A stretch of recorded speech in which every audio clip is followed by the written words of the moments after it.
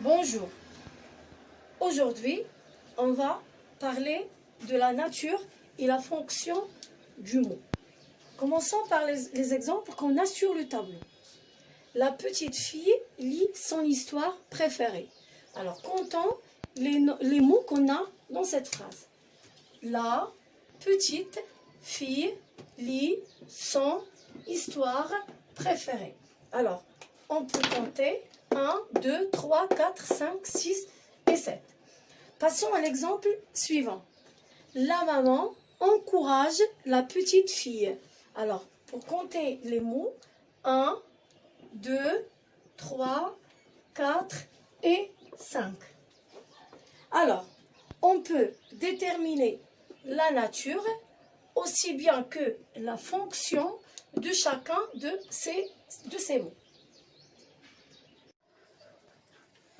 Commençons d'abord par comprendre c'est quoi la nature d'un mot et c'est quoi sa fonction. Donc, la nature d'un mot, c'est ce qu'il est, c'est-à-dire sa classe grammaticale. Alors que sa fonction, c'est ce à quoi ce mot sert. C'est sa relation avec les autres mots de la phrase. Je peux vous donner un exemple pour mieux comprendre.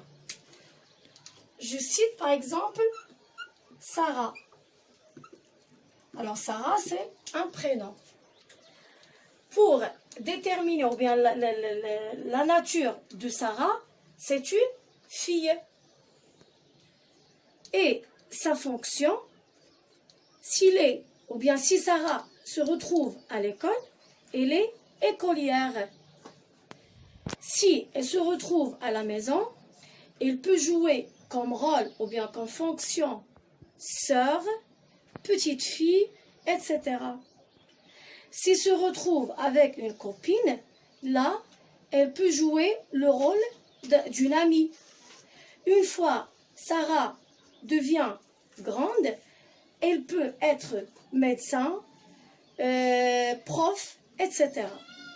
Donc, ce que je peux vous expliquer ici, c'est que la nature d'un mot ne change pas, tel l'exemple de Sarah. Sarah est une fille, donc le fait que sa nature est fille ne va jamais changer.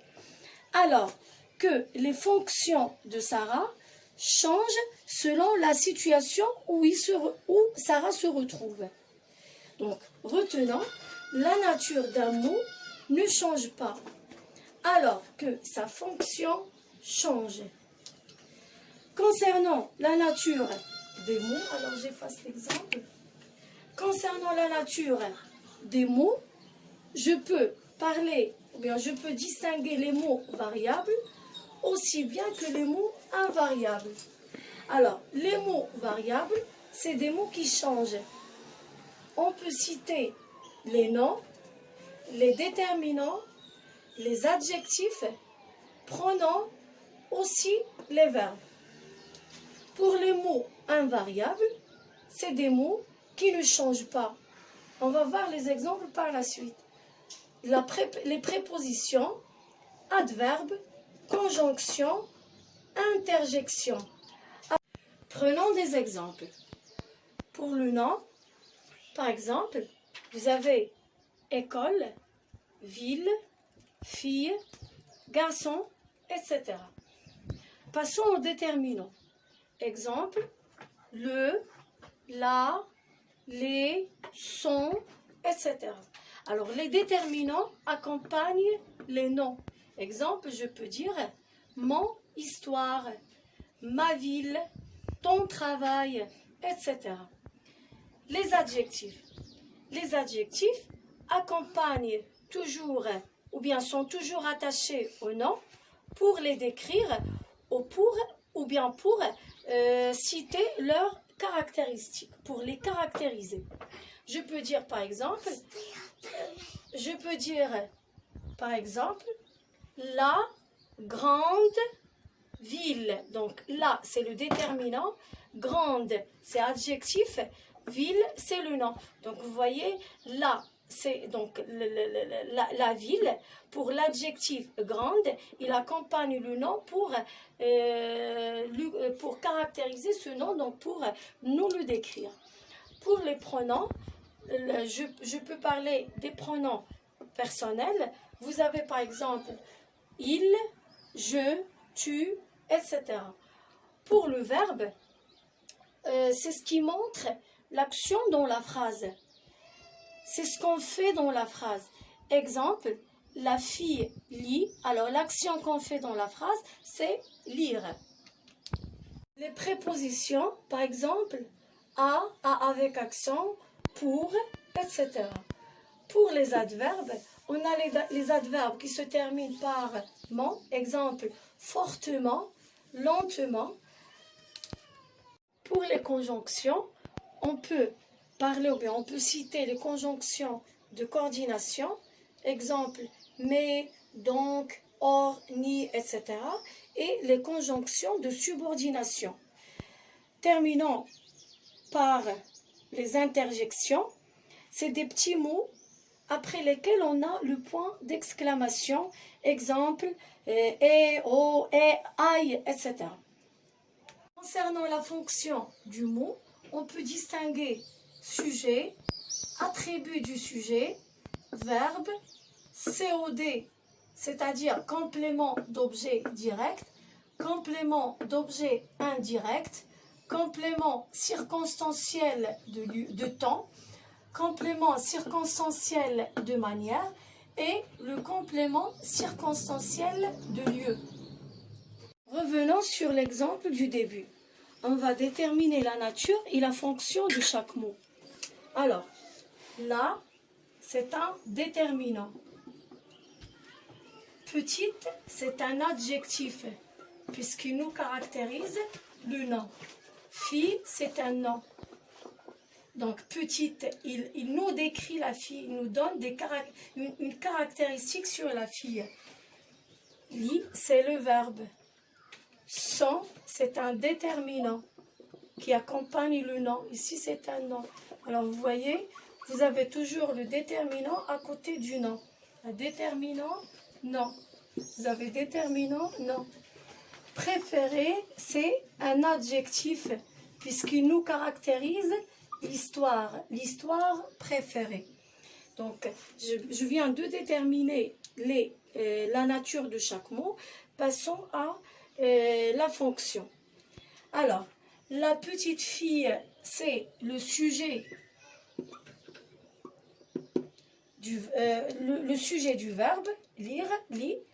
Et vous avez donc la petite fille lit quoi? Donc son histoire préférée, c'est un COD, complément d'objet direct. Alors, on va revenir sur ces fonctions et ces catégories en détail dans les prochaines vidéos. Passons à l'exemple suivant. La maman encourage la petite fille. Alors là, c'est un déterminant. Maman, c'est un nom. Encourage, c'est un verbe. Là, c'est un déterminant.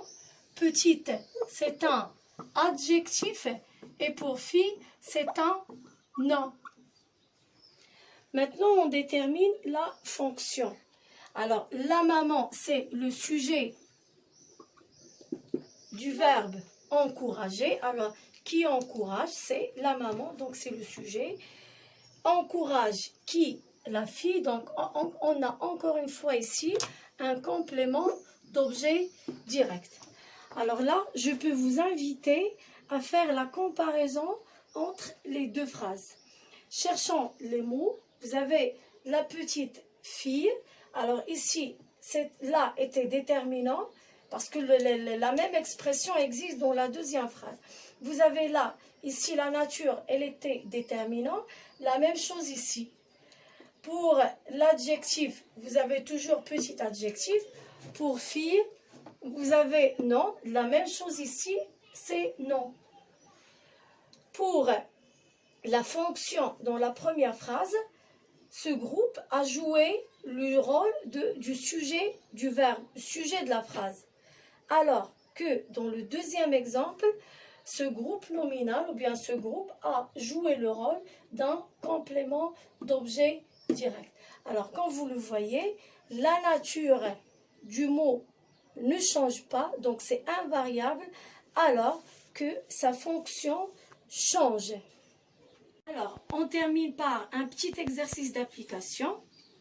Je donne des livres intéressants à ma meilleure amie. Donc, on va essayer de déterminer la nature et la fonction de chaque mot. Alors, je, c'est un pronom personnel. Donne, c'est le verbe. L'action qu'on fait dans la phrase, c'est l'action de donner. Des, c'est un déterminant. Livre, c'est un nom. Intéressant, alors, c'est un adjectif. Il nous caractérise les livres. A, c'est une préposition. Ma, c'est un déterminant. Meilleur, c'est adjectif. Et ami est un nom. Ici, l'adjectif meilleur caractérise ami. Et vous avez le déterminant du nom livre. Et ici, vous avez le déterminant du nom ami. Ça, c'est la nature de chaque mot. Passons à la fonction. Alors, pour le jeu, c'est un sujet. Alors, qui donne, c'est le jeu. Donne, c'est verbe. Pour des livres intéressants, il donne quoi? Donc, c'est un COD. Complément d'objet direct. A, préposition, ma meilleure amie. Donc ici, vous avez un COI. Donc, il donne des livres intéressants à qui? À ma meilleure amie. COI. Et puisqu'on a déjà un COD dans la phrase, un complément dans la phrase, celui-là, on va l'appeler un COS, c'est-à-dire un complément d'objet second, parce qu'il est le deuxième dans la phrase. C'est la fin de la vidéo d'aujourd'hui. Au revoir et à très bientôt.